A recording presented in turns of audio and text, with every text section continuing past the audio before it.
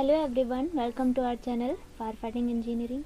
इस फील्ड की जानकारी के लिए हमारे चैनल से जुड़े रहिए। वीडियो को एंड तक देखिए और जो भी व्यूअर्स फर्स्ट टाइम देख रहे हैं वो इस चैनल को सब्सक्राइब करना ना भूलें।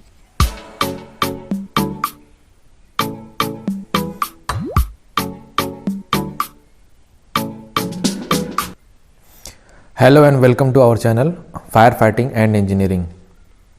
आज की जो हमारी वीडियो है वह है फायर फाइटिंग इंटरव्यू से रिलेटेड जो क्वेश्चन पूछे जाते हैं। जो हमारे क्वेश्चन हैं वो बिल्कुल फ्रेशर के लिए हैं, जो फ्रेशर अभी इंटरव्यू देने के लिए जाएंगे, अभी उन्होंने कुछ खास जॉब नहीं की है इस फील्ड में, उनके लिए है। और कुछ एक्सपीरियंस लोगों के लिए भी है, मतलब कि अगर 1 से 2 से 3 साल तक का भी अगर एक्सपीरियंस है उनके लिए भी ये सब वीडियोज़ हैं। यानी ये वीडियो हम उस टॉपिक्स पे बनाया है, हमने वो क्वेश्चन लिए हैं जो बिल्कुल बेसिक होता है फायर फाइटिंग सिस्टम का, जो बेसिक क्वेश्चंस होते हैं उनको मिला के हमने एक वीडियो बनाया हुआ है। आइए उन सारे क्वेश्चन पे हम डिस्कशन करते हैं एक एक करके। डिफरेंट क्वेश्चन जो हमने लिए हुए हैं उस पर बात करते हैं।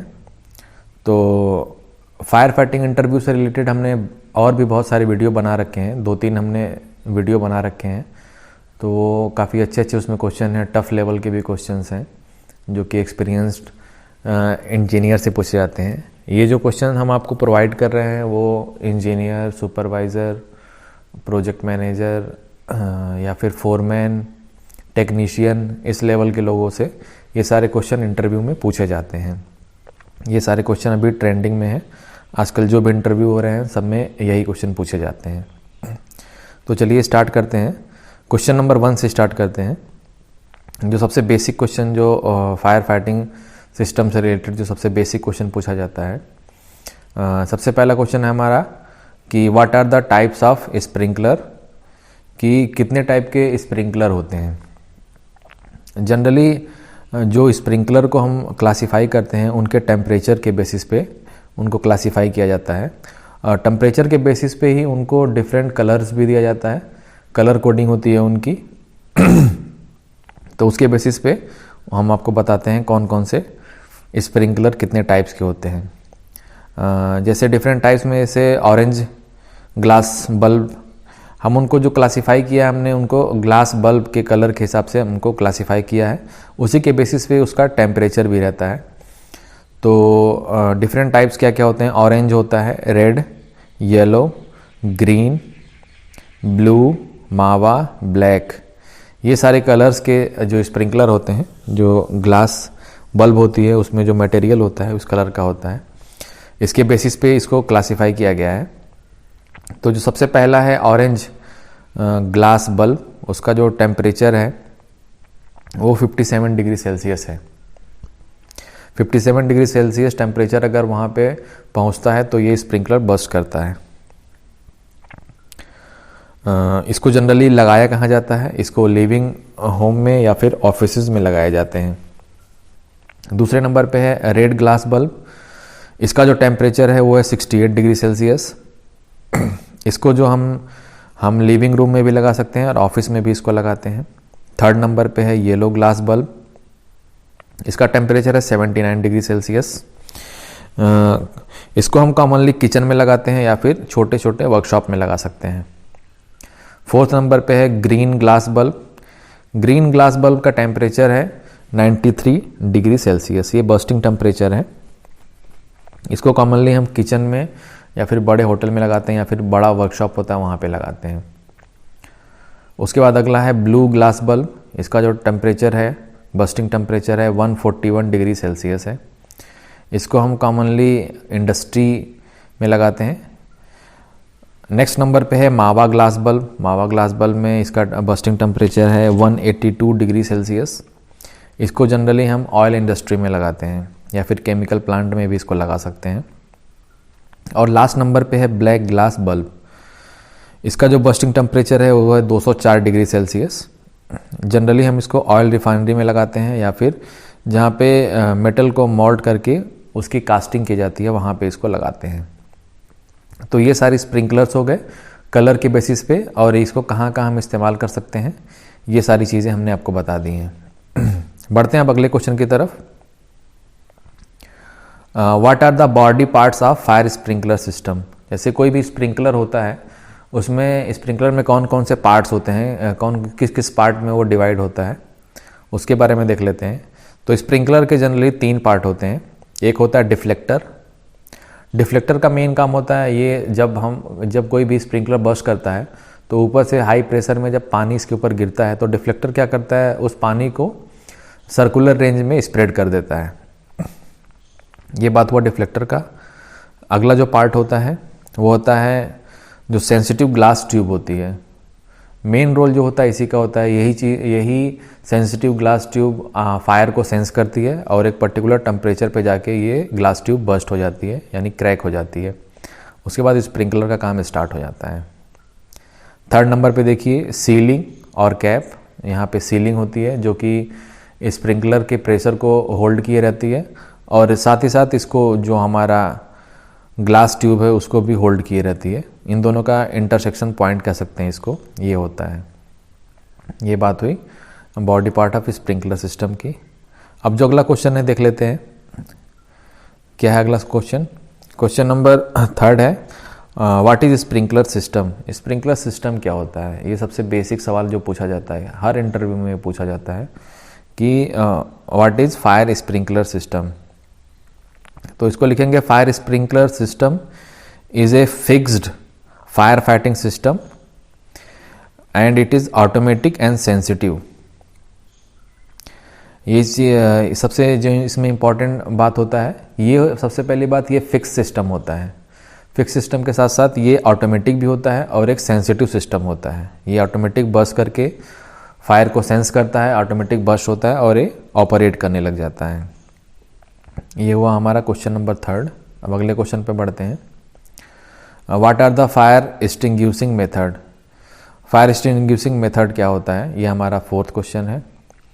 फायर एक्सटिंग्विशिंग मेथड को 4 पार्ट में डिवाइड किया गया है। Cooling, starvation, smothering, chain breaking, ये सारी चीज़ें होती हैं। चलिए अब आगे बढ़ते हैं हम अपने नेक्स्ट क्वेश्चन की तरफ। Question number 5। क्वेश्चन नंबर 5 में एक्सटिंग्विशर से रिलेटेड क्वेश्चन पूछा गया है कि एक्सटिंग्विशर में what are the types of extinguishers, कि कितने टाइप के फायर एक्सटिंग्विशर होते हैं। तो जनरली 5 टाइप के जो मोस्ट यूज़ किए जाते हैं फायर एक्सटिंग्विशर इंडिया में चाहे ऑल ओवर वर्ल्ड, वो 5 टाइप के फायर एक्सटिंग्विशर होते हैं। Water type fire extinguisher, foam type fire extinguisher, dry powder, इसको dry chemical powder fire extinguisher भी बोलते हैं, इसको डीसीपी भी बोलते हैं। सबसे ज़्यादा यही यूज़ किया जाता है। 4th नंबर पे है कार्बन डाइऑक्साइड, 5th नंबर पे है वेट केमिकल। ये 5 तरह के फायर एक्सटिंग्विशर होते हैं जो यूज़ किए जाते हैं। ये हुआ क्वेश्चन नंबर 5। आगे बढ़ते हैं क्वेश्चन नंबर 6 की तरफ। क्वेश्चन नंबर 6 है व्हाट इज़ फायर, कि आग क्या होता है। Fire is a chemical reaction of fuel with required amount of heat, oxygen. मतलब ये होता है कि किसी भी फायर एक कॉम्बिनेशन होता है, केमिकल रिएक्शन होता है जो कि मिलने से बनता है फ्यूल के, हीट के और ऑक्सीजन के। जब इन तीनों का कॉम्बिनेशन कंप्लीट होता है एक चेन साइकिल बनाते हैं और आग लग जाती है। ये हुआ क्वेश्चन। अब हम अगले क्वेश्चन की पढ़ते हैं। What are the elements of fire. इसमें पूछा गया है कि आग लगने के लिए क्या क्या चीज़ें की ज़रूरत होती है। What are the elements of fire. तो उसके लिए किसी भी आग को लगने के लिए 4 चीज़ों की ज़रूरत पड़ती है।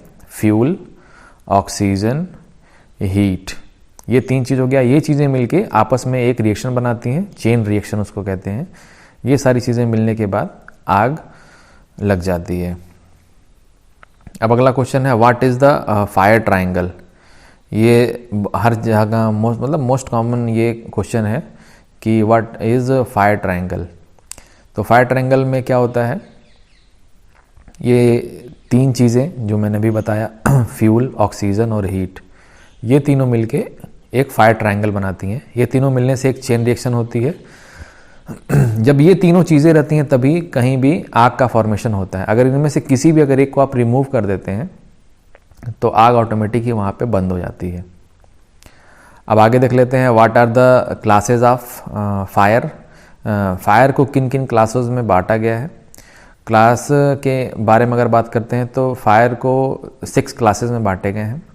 Class A, B, C, D, E, F. इनको किसके बेसिस पे बांटा गया ये भी बात कर लेते हैं। क्लास ए, जैसे ये किस चीज़ के बर्न होने से ये चीज़ें इस टाइप की आग जनरेट होती है, वो बात कर लेते हैं। जैसे क्लास ए की बात करते हैं, अगर ये किसी सॉलिड चीज़ में अगर आग लगती है, जैसे वुड हो गया, पेपर हो गया, तो वुड पेपर में अगर आग लगती है तो उससे जो आग का फॉर्मेशन होता है उस टाइप की फायर को हम क्लास ए की कैटेगरी में रखते हैं। सेम चीज़ बी, अगर लिक्विड में जैसे पेट्रोल हो गया, डीजल हो गया, पेंट हो गया, इन सब चीज़ों में अगर आग लगती है तो इनसे जो आग का फॉर्मेशन होता है उस टाइप के आग को क्लास बी की कैटेगरी में रखा गया है। इसी तरीके से सी में जाएंगे, सी में देखेंगे अगर गैसेस होती हैं जैसे हाइड्रोजन है, ब्यूटेन है, मीथेन है, इस तरह की गैसेस से जो आग जनरेट होती है, प्रोड्यूस होती है, उस तरह की आग को हम क्लास सी की कैटेगरी में रखते हैं। क्लास डी के बारे में अगर बात करते हैं, जैसे अगर मेटल जैसे मैग्नीशियम, एल्यूमिनियम, पोटेशियम, ये सब मेटल में अगर आग लगता है और इससे जो आग जो प्रोड्यूस होती है, जनरेट होती है, उस टाइप की आग को हम क्लास डी की कैटेगरी में रखते हैं। क्लास ई की बात करते हैं, अगर कहीं इलेक्ट्रिक शॉर्ट सर्किट होता है और वहाँ पे कनेक्शन अभी इलेक्ट्रिसिटी का कनेक्शन अभी रुका नहीं रहता है, उसमें जो आग लगती है उसको हम क्लास ई के कैटेगरी में रखते हैं। और लास्ट में अगर क्लास एफ़ की बात करते हैं, जो कुकिंग ऑयल्स होता है, किचन ऑयल, फैट्स, ये सब चीज़ों से जो आग लगती है उसको हम क्लास एफ़ टाइप की कैटेगरी में रखते हैं। तो ये सारे क्वेश्चन जो हमने आपसे डिस्कशन किए हैं अभी, ये फायर फाइटिंग सिस्टम का बिल्कुल बेसिक सारे क्वेश्चंस हैं। इसको लगभग सारे इंटरव्यू में पूछा जाता है। ये फ्रेशर्स के लिए भी बहुत अच्छा है, कुछ एक्सपीरियंस लोग होते हैं उनके लिए भी बहुत अच्छा है। मतलब एक तरफ से आप कह सकते हैं कि फायर फाइटिंग सिस्टम के जो बिल्कुल बेसिक क्वेश्चन होते हैं, इन सारे क्वेश्चन को किसी भी इंटरव्यू में जाने से पहले आपको ज़रूर देख लेना चाहिए। आज की वीडियो में बस इतना ही, मिलते हैं जल्दी नेक्स्ट वीडियो में।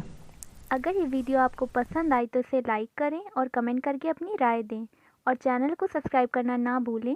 आज के लिए बस इतना ही, मिलते हैं आपसे जल्दी ही एक नए वीडियो में। Thank you so much.